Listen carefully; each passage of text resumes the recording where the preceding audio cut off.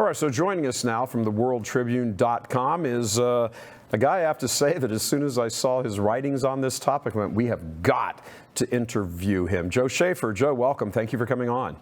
Mr. Voris, thank you for having me. I really appreciate it. And thank you for reading the article. I can't say that more sincerely. I'm just glad it got out there and that you found it so useful. Yeah, I think one of the things I'd like to make sure the audience understands that they know back in July, just about 2 months ago, we were part of a coalition that put together this DC press event about how the bishops are undermining the Republic, not just undermining it by their ideology, but actually going to the U.S. taxpayer trough and getting billions of dollars from it, from essentially Marxist forces. And so you read the follow-ups to all this and everything, and I came across your article, changing of the guard at the leftist, earthbound Catholic NGO fueling illegal alien invasion. And I was like, well, that's certainly right up our alley. Just off camera, just before we started the interview, you mentioned that there is, this sort of universal aspect to all of this. Before we get into these specifics, why don't you just give us what World Tribune is, what your column, Corporate Watch, what's the purpose of it? What are you discovering as you keep producing these? Sure. We're a small but determined website. We're one of the people trying to tell the truth out there. We've been hit by Facebook and Twitter, just like anyone who's trying to tell the truth. I'm sure it's happened to you. Yeah. You get blocked, you get throttled, basically. But we're putting our stories out there. I've been writing this Corporate Watch column since, I think it was July 2019. Writing once a week. It's called Corporate Watch because that was what we were originally writing about, but it just kind of naturally developed into anti-globalist watch, if you will. And what I would like to stress is that this is a labor of love for me. I'm not getting rich doing this, obviously. I dive into these things. I would say on an average, probably spend about 5 hours of research. And I'm pointing this out at about 200 articles now over 4+ years, 5 hours each. We're talking about 1,000 hours of research, really diving into the muck, the think tanks, the position papers by leftist advocacy groups, the real boring stuff going through tax returns. And when we talk about these Catholic charities and these progressive Catholic organizations, I'm writing from a secular point of view. They fit in so naturally with this whole, this Death Star, if you would call it, these apparatchiks working for this statist monolith that is really seeking to impose its will on the West.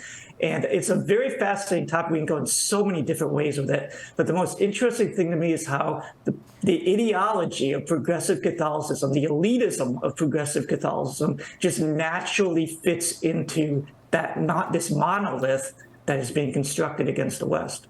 Yeah, and of course, faithful Catholics will say there's no such thing as progressive Catholicism because once it gets progressive, it ceases to be Catholic.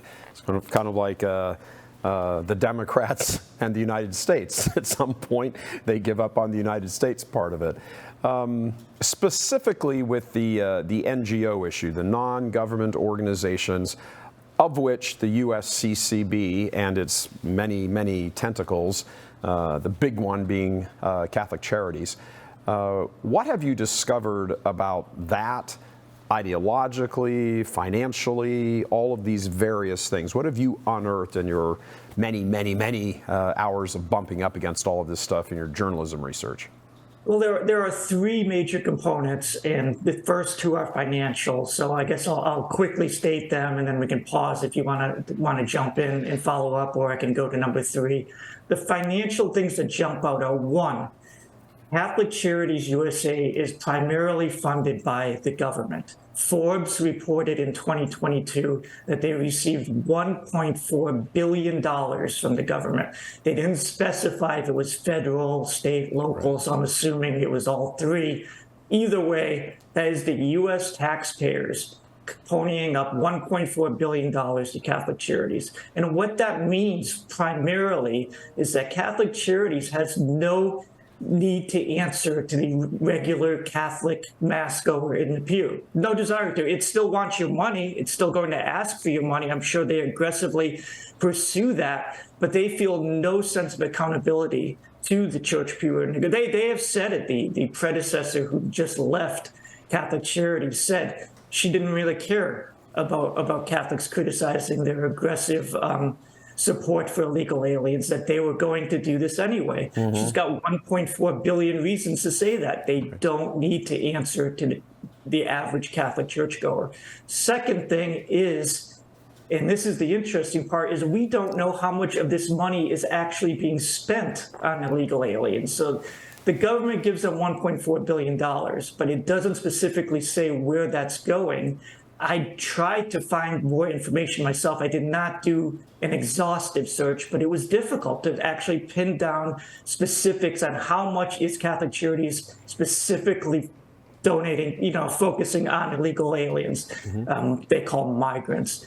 And other conservative sources cover this. The big box media obviously is not going to cover it. And what they said is it is a way for the federal government, the Biden administration, to hide, to conceal to the taxpayer exactly how much they are spending to financially support illegal aliens in America. You give this block money to these NGOs, and there's three big ones: Catholic Charities, it's Highest, which is a Jewish refugee organization, and there's a Lutheran refugee settlement. I'm not sure the exact name, but those are the big three. They're all funded by the government, and it's a great way to not pin down how much taxpayer money is actually going to support this activity. And that is why Republicans in Congress in December said that they want to open up an investigation of Catholic Charities. Where is this money going? Are you spending this money appropriately? Are actually laws being broken here? So I think that is the important thing, is let's get some accountability. Let's find out where is this money going and how much exactly are they spending on this illegal alien invasion, which is what it is. Before we get to the third one, I do want to go back on that second one in particular. Is that the process? Is it that the government, through whatever the appropriations committees are, and then those get stuck into bills and Congress passes them, sign into law, and that's it? Is there no, hey, report back, hand in your receipts, let us, give those to Mrs. Smith down the hall and Mr. Jones down the hall so they can go over them and match up the money that you've been given with the money that's been spent? It seems unimaginable to the normal person that you don't have to actually account for the money. You just go lobby it, you get it, and then it just disappears into the ether. Is there no in-place accountability for this right now? It would appear that it is a lot less accountable. And really, you can make an argument that what they have done here is made these NGOs an irregular, is a good term for it, an irregular government agency. You're giving them all this money, but they are less accountable because they are not an official government agency. They're a charity. And they're, Catholic Charities does support so many other things. Some of what they do, of course, is actually good. And this is speculation that hasn't been proven. Let's have some hearings. Let's find out. But if you want to conceal the money you're spending on the migrant invasion, as opposed to directly funding a government agency, fund a non-government NGO, which is basically completely beholden to you because you're giving them $1 billion. Would it be right to suggest the possibility, I think we at Church Militant, many people who follow us would say it's only right to suggest, it's actually true, that nefarious government forces, people in government, individuals who have this universal globalist agenda, have found a way to do an end run around the accountability factor, hire these groups, Catholic Charities and others, and spend the money to bring millions of people cross the border illegally, and then set up a network for them here for who knows what, fiddling around with elections in certain places, sex trafficking. I mean, there's a reason a nation controls its borders. It wants to know who's coming in. So is that too far-fetched a scheme to say that, yeah, there might be a little quid pro quo here. You guys do our bidding for you, and we'll keep your pockets lined? Well, that was going to be my point 3, and so it's a great time. Let's discuss point 3, because this is going to be a major problem for the Catholic Church very soon, the Catholic Church here in America. Illegal immigration for years, these refugee groups were able to have this fig leaf of, well, we're trying to do good here. We're trying to, clothe the stranger. But more and more people, you can't hide the suffering, the damage to Americans and to these illegal aliens themselves who are being brought here. There are so many ways. You mentioned sex trafficking, which is a horrendous evil. You look at increases in crime, which is always played down by the big bucks media, and yet it's true. You look at the damages to communities. A great example, Los Angeles has seen its homeless population skyrocket in the past year. I think it's up 10%. At the same time, Los Angeles is a sanctuary city, and Los Angeles officials, the ones in charge of the homelessness problem, they have admitted that illegal aliens are more likely to be homeless. When asked why did homelessness go up 10% in the past year, we don't know. It's a mystery. We can't understand how that happened. It's a great theological mystery. San Francisco, San Francisco Chronicle 2 months ago had an article. Honduran migrants are walking around with machetes, and they are controlling the open-air drug market in San Francisco, working for the Mexican cartels. I mean, this is actual criminal damage being done to one of the, what once was one of the most beautiful cities in America. But you look at the workers themselves, the illegals, how just monstrously evil this is. I've written so many articles about, these farm workers, this idea, people have this idea that, there's this Mexican migrant milking a cow on a dairy farm. These are large industrial farming operations. People are getting hurt and maimed working at these farms, working at meat packing facilities. Women picking vegetables in the fields in California are raped. This happens all the time. They're vulnerable. They're easy to be exploited. And now we're getting stories about child labor coming back via this illegal immigration.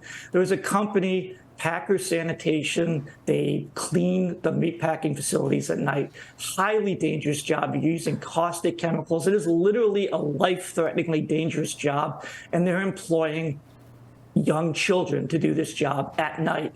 This is a company known to have hired illegal aliens. I'm sure illegal immigration that has to do with these child laborers. They were fined a pittance by the federal government for this, basically told, keep doing it. We're really not going to do anything to stop that. And so Catholic Charities, in this, I think Americans are going to properly see it as the Catholic Church in America. They're not enabling this. They're not abetting this. They are doing this. They are promulgating what is clearly, becoming more and more clearly every day, a grave evil in America. And I do think it's going to have repercussions on the Catholic Church in the very near future. Yeah, as if the Catholic Church, the leadership, needs another black eye. Is there is it possible that the bishops themselves, because they're the ones who hire and fire the people in charge of Catholic Charities and the CCHD and all that, ultimately that stops, that buck stops at the bishops' desks. Is it possible that the smidgen of horrible things you've just outlined, there's a possible the bishops are completely unaware of all of this stuff? Well, this is where I say I'm a secular writer. I was actually raised Catholic. I'm very fascinated with issues of the Catholic Church, but I'm not expert enough to tell you, what the bishops are actually doing here. What fascinates me is the personnel, the people running Catholic Charities, the people they're affiliated, the people they traffic with, are all part of this elitist, globalist, connected people. We can talk about the two recent leaders of Catholic Charities, who I mentioned in the article. It was Sister Donna Markham for the last 9 years. She's the one who quit. Radical nun. She was part of the nuns on the bus, if you recall, who were rallying for Obamacare. They were used as a shield to protect Obamacare from accusations from pro-lifers that was going to end up with taxpayer-funded abortions. And that's the role that these nuns publicly played. Yep. It was her, Adrian Dominican Sisters, I believe the name is. She was the prioress at the time. While they were doing that, right, she has these weird connections with these New Age nuns, crazy stuff like that. I mentioned that in the article. And she has an interesting history. She was an executive at Georgetown University for a few years, special assistant to the president.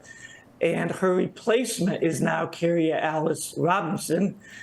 Again, very progressive, liberal. She runs something called the Leadership Conference. She had Father James Martin, the notorious Jesuit, on a recent podcast.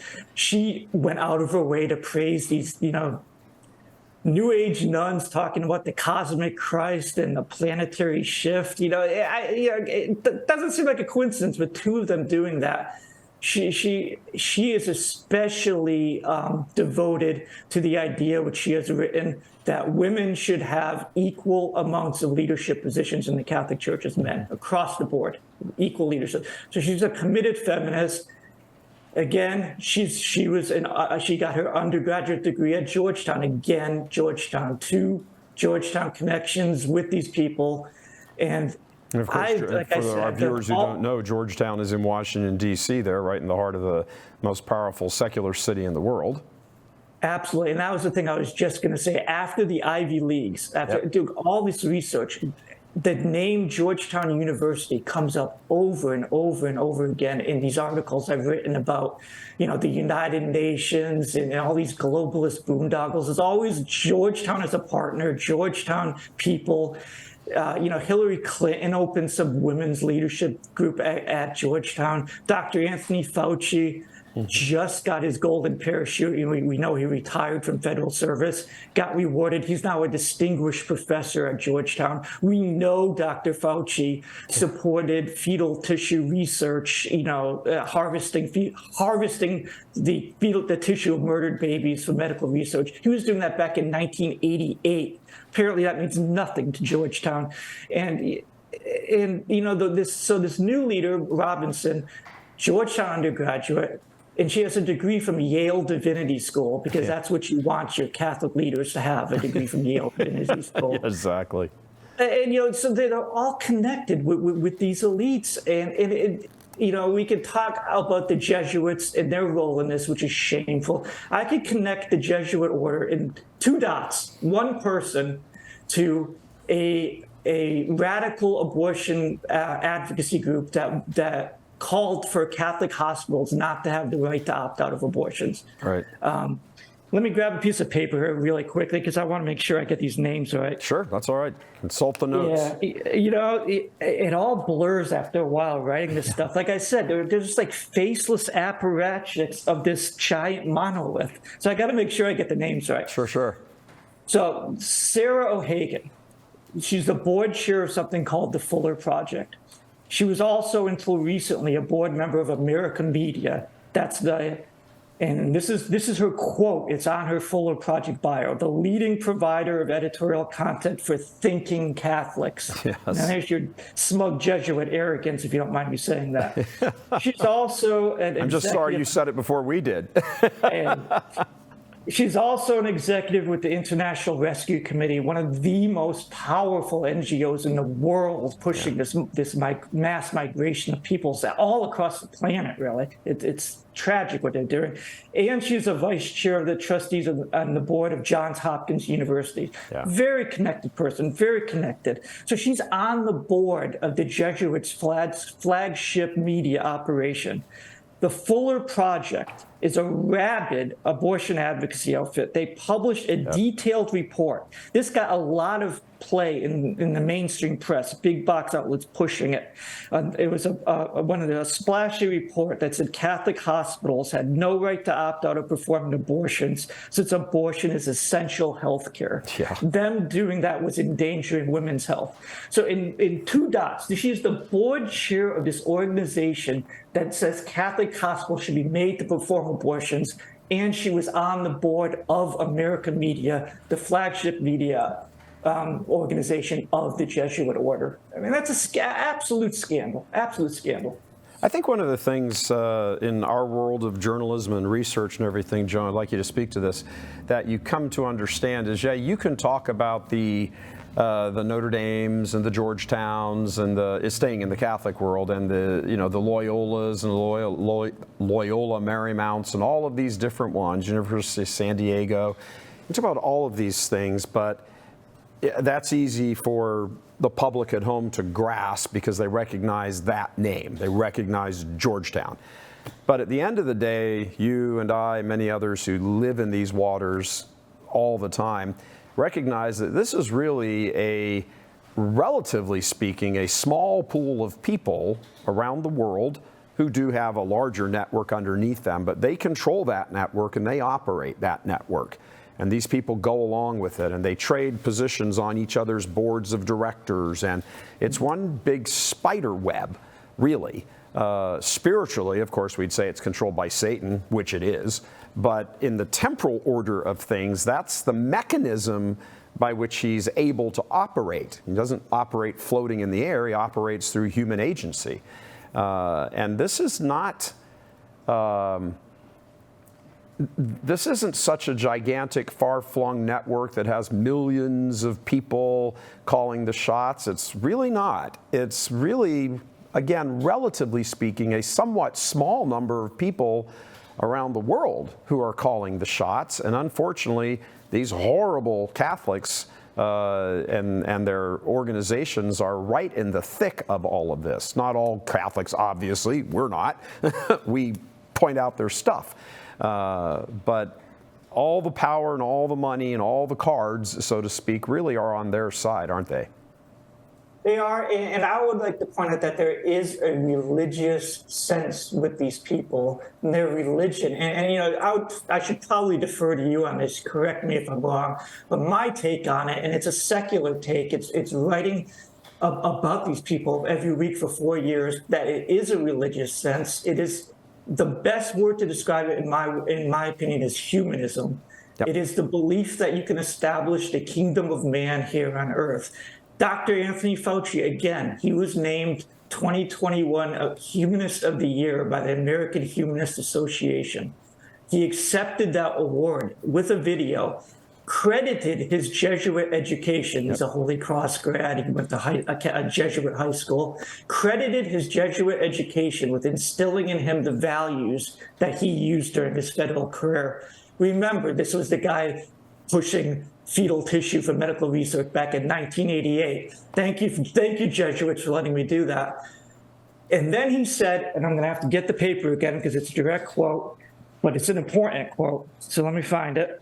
He said, "My outlook has since evolved to align with the concept of making the world a better place rather than being involved in any organized religion." So these are people with a messianic view of the world. They see themselves as the instruments of man's salvation. Yep. And, every time in human history you've tried to set up the kingdom of man here on earth, we know how it ends. Yep. In genocide. It ends in mass murder. You can even do it on a small scale. Jonestown, which was a progressive heaven on earth, it ends in the Kool-Aid. And so you're right that these are a small group. They're a very, very dangerous group. Sure. And they have all the money. They have all the cards. And there is a giant money trough that these think tanks that I look at, all these faces, all these that I call these faceless apparatchiks. These are well-fed faces. These are comfortable people. You make a good living serving this status, attempted coup, whatever you want to call it, New World Order, Great Reset. They will pay you well, and they will reward you afterwards for your service, which is why Anthony Fauci has his comfortable golden parachute at Jesuit-run Georgetown right now. Sure. So that's where we're at. I'd like your take on this. I know that you're obviously concentrating on the secular aspects of all of this in the research, and there is much to cover and continue covering there. But if we could take it up a level to the spiritual aspect of this, the Catholic Church, word Catholic, and it's universal. That's what it means. So not just universal in its beliefs, yes, but also universal now worldwide. In order to take that down, you would need an equally powerful universal force on the other side. You can't sort of fight a set piece battle here or there against Catholicism because of its universality. So the church is global. There is a globalist society. It's called the Catholic Church. So if you're going to set up an opposition to that, you're going to set up your own globalist society. This globalist society believes God is in charge. This globalist society seeks to dethrone God and take its leaders and put them up on that throne. Is that an oversimplification in your mind? Not at all. I think it's extremely accurate. I approach my writing from a secular point of view, but the one thing I've always brought into my research, my writing about these globalist entities is just a simple, basic Catholic view of natural law, the natural and proper order of things. And you look at these people, specifically what they're doing, targeting the regular people of the West. It is all about disrupting that natural order. Illegal immigration disrupts the natural order. Creating a modern Tower of Babel. This is not being done to help people. It's being done to destroy, cohesive communities because they see that as a benefit. It'll make it easier for them to establish their rule. You have fake food. You have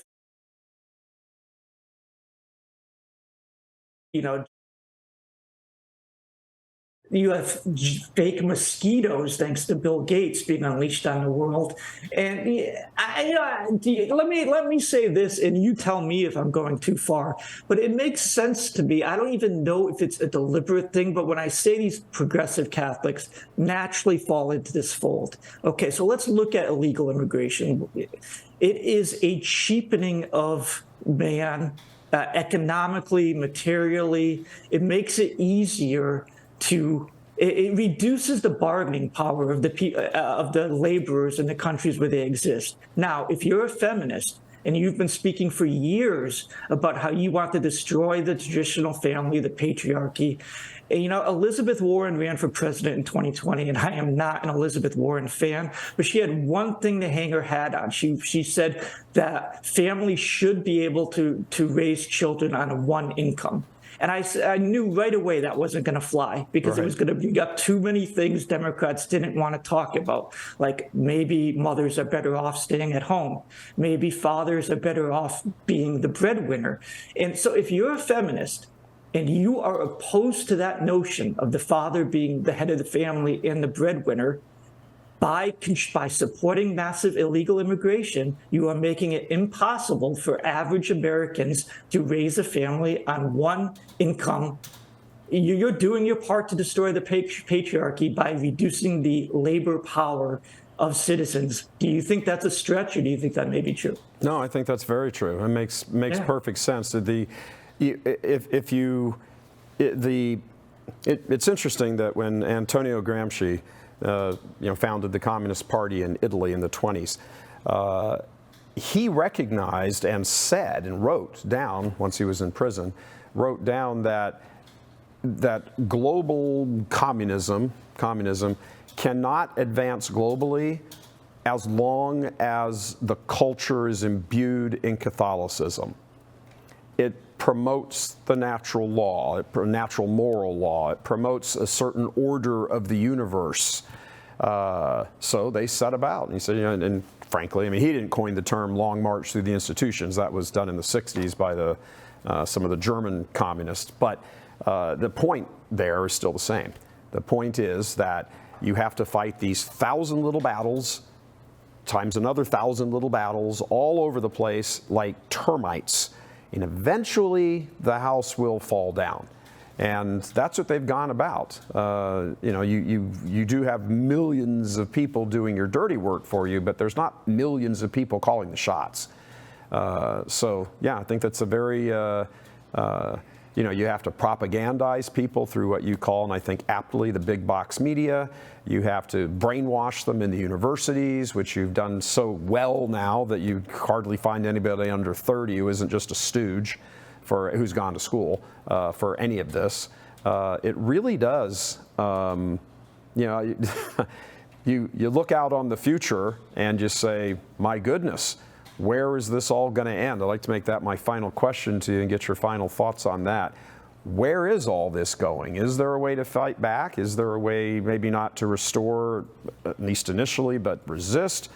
What do you do, and where's it all going?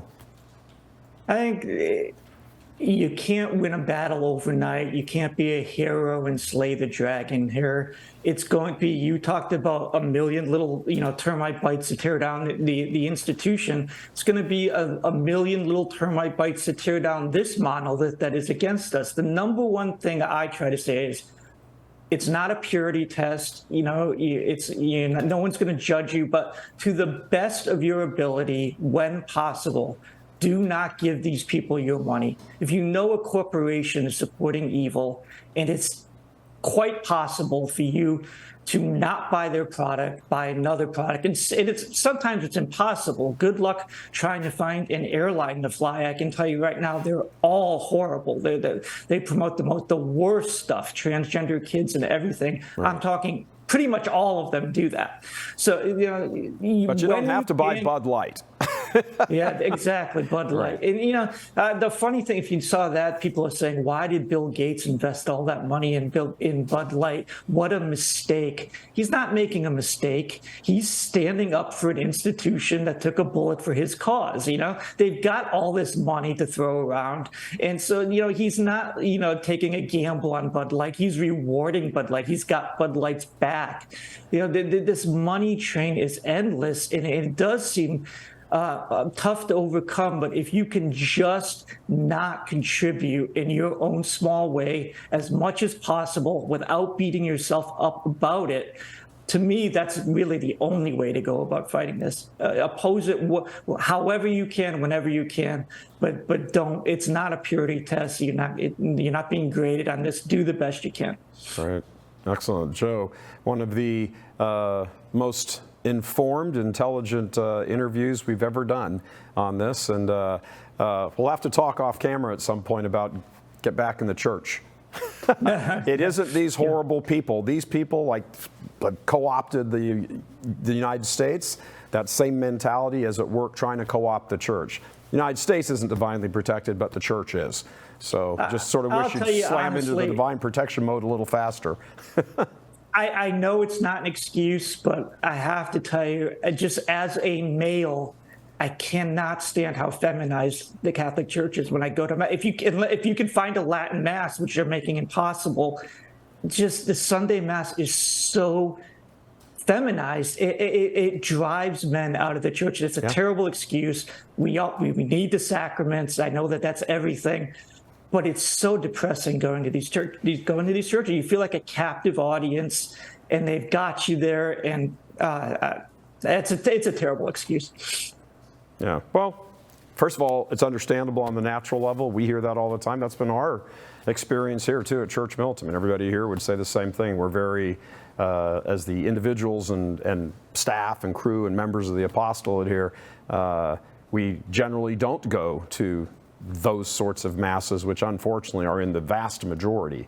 Sometimes you've got to, you're on the road, whatever, got it. But no, point well taken. And I think I think the bishops are going to have to answer for an awful lot with this. They have taken men of goodwill and put doubts in their mind and roadblocks in their way, or at least not removed those roadblocks that someone else put there. That's a horrible thing to have to stand in front of Jesus Christ as the true shepherd and render some kind of explanation for. Good luck, Bish. Good luck. Yeah. Joe, thanks very much for joining us. We'll hope to have you back on sometime here in the near future, and keep up the brilliant research. Tell everybody where they can find your work again.